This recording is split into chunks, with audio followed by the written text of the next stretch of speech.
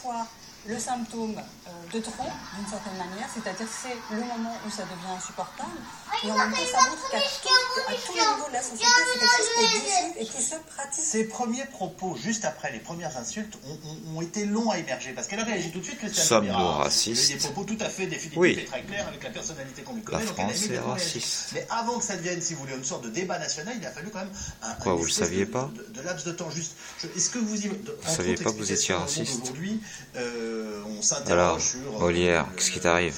T'as pris trop d'absinthe? Wesh, trop de cachetons. Qu'est-ce qui t'arrive? Hein, Molière, Bonaparte et compagnie là, César, Charlemagne, hein, la France, est-ce qu'elle est raciste?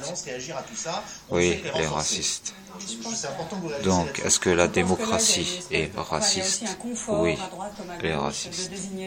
Est-ce que l'Europe est raciste? Oui, l'Europe est raciste.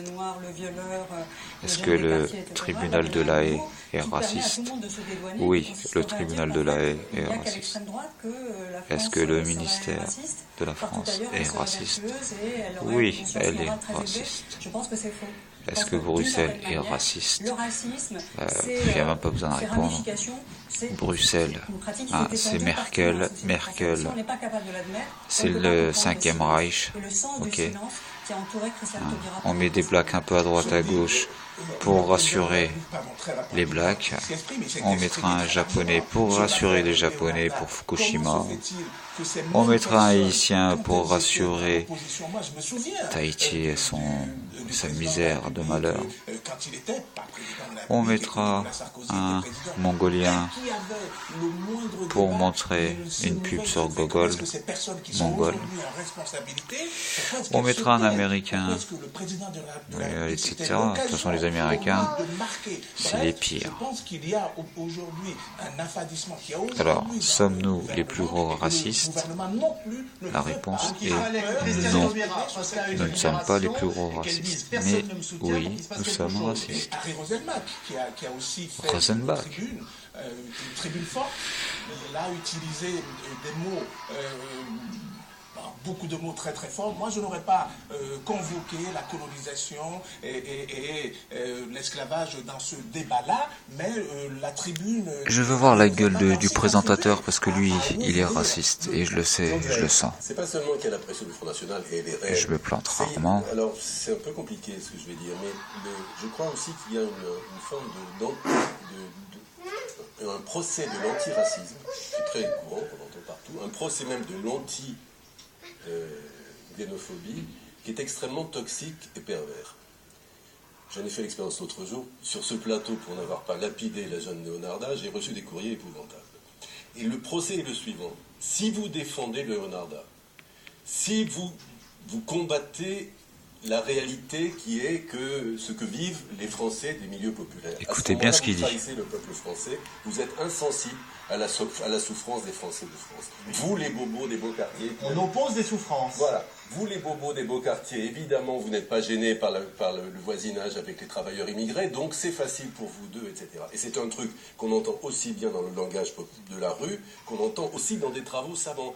Et sur les plateaux de télévision, il est très très courant que des gens disent « Ah, évidemment, vous, les professionnels de l'antiracisme, de la bien-pensance, etc., vous foutez pas mal du petit Français qui souffre. » Et je trouve que ce procès est extrêmement toxique et pervers, en effet, parce que ça consiste à opposer pauvreté contre pauvreté, exclusion contre exclusion, et c'est une logique qu'il faut refuser absolument.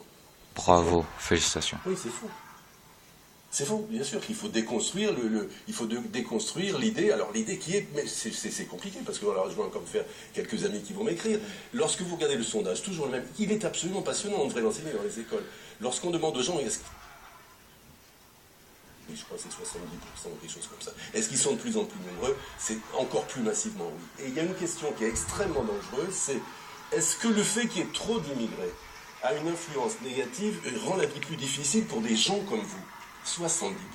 70%. C'est-à-dire que ce lien est fait. Il y a en effet 70% de nos compatriotes qui pensent que le fait qu'il y ait trop d'immigrés leur porte préjudice personnellement. Personnellement, moi, je ne le crois pas. Mais le fait est que c'est cette conviction largement répandue que prospèrent les partis d'extrême droite. Voilà, on a tout dit. Pour compléter, Non, on a tout dit. Lui, ferme ta gueule. Moi, je pense qu'il y a une Toi, on réflexion s'en fout de ce que à tu mener penses. sur l'effet publicitaire. C'est-à-dire Ah oui, bah t'es bien placé pour en parler. brandir tout de suite des comparaisons historiques excessives, monter sur ses grands chevaux et arrêter la République pour des faits de racisme, il faut faire attention à garder la bonne mesure. Évidemment, quand on voit ce qu'on a vu sur Taubira avec la photo de la Guenon et ce que disait cet ex-candidat du FN, là, on est dans quelque chose de tellement puissant, de tellement fort, qu'il faudrait arrêter la Bon, République. je coupe parce que lui m'énerve, j'ai même pas envie d'écouter. Voilà, mais bravo à celui d'avant. On a un